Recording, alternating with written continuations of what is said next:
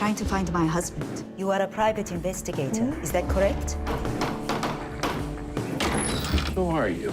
Your new boss if you play your cards right. What the hell do you want? You're a cop. I need a consultant. My professional opinion is you don't exactly look like a professional. You have a motive? Two men end up in the belly of a croc. That feel right to you? I understand you've engaged private investigators. They found the car, Detective. Do you have any idea who you're working with? That girl's a ticking time bomb. You got one instinct, and that's to run blind and stupid. I trusted you! You want everyone to think you're some kind of monster. You are a terrified child. Sometimes it's not so obvious why a person does what they do, but they take it to the grave. All we have is each other. Thomas, Nicole, Jeff in Las Vegas. How are you both doing today? Right on. How hot is it over there? Because it's hot here. Oh, it's in the 90s. Yeah, it's hot. Yeah. I'm gonna go Troppo here in about.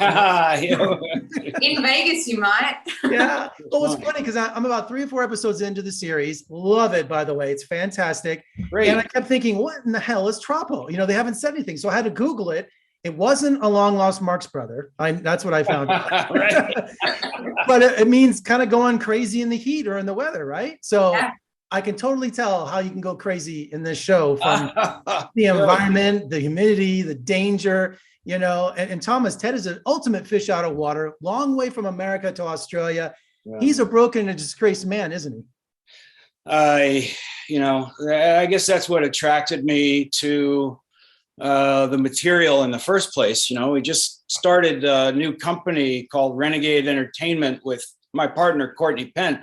And we were thinking, okay, what's our mission statement, you know? And we can kind of express that, if I had 3 words to express it, trial by fire.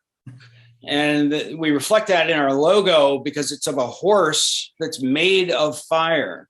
And if you've been around horses, they are terrified of fire. So what happens when you're made of the thing that you fear the most? And we just kind of figured that out. And then Crimson Lake, Troppo, lands on our desk. And here we've got, for my part, Ted Concaffey, who, what does he do? He's a detective. So what is he passionate about? Seeking the truth, just knowing the truth, you know, and all good detectives, that's sort of their mission statement, right? So in our story, we've got a guy who gets himself into the worst trouble that he could possibly imagine because he was seeking the truth. So it fit right in with sort of what we're all about, you know, and I think that in a different way, that's true for Nicole's character. Yeah, because Nicole, Amanda is shunned in her community. She's trying to rise above it, but everywhere she goes causes trouble. And these are the least likely 2 people to work together to solve a missing persons case, an ex-cop and an ex-con. And and I love how you're why it's genius. Yeah, it is. And I love how you have a girl with a dragon tattoo kind of vibe going. Right. You know, and she even tattoos herself. How crazy is that? Yeah. I mean, I think the thing we were working towards when we were creating kind of the physicality of Amanda was how can we tattoo FU on, or F off essentially on me without doing so. And so it's just, I guess, trying to repel people by intimidating or frightening them, even though I don't think that's actually who she is. But that's, it's definitely the look that she's trying to maintain. You know, as I saw the preview for this series and I really didn't know anything about it. And I thought, cool, we're in the bayou, we're in Louisiana. Right. But we're not. Being in Australia, it gives that sense of danger. I totally know nothing about it, you know, so I think the backdrop and setting is like a real star of the show too.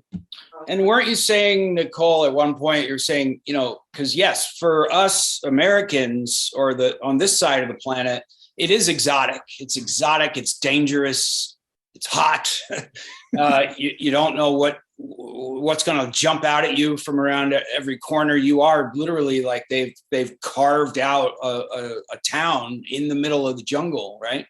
Yeah. So that's exciting. But then Nicole was saying at one point, she goes, this is even unique for Australian TV shows, right? Absolutely. Yeah, like I haven't seen anything like this on Australian television, and I guess it is that it's an idea of what people think Australia looks like. But, I'm from the city. I grew up in Melbourne, born and raised. And so far north Queensland is this like exciting, like weird and wonderful, magical place. And so it's even for the Australians. Absolutely.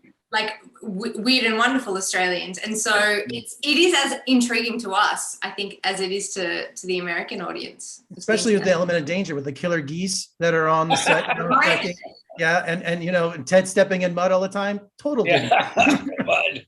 Losing shoes in the mud. Yeah. Yeah. Well, thank you both. I love the series. I don't know how it ends, so hopefully there'll be a season 2 because I feel the vibe for this show big time. Good. So congratulations and great seeing you again. And we'll talk again soon. Thank you.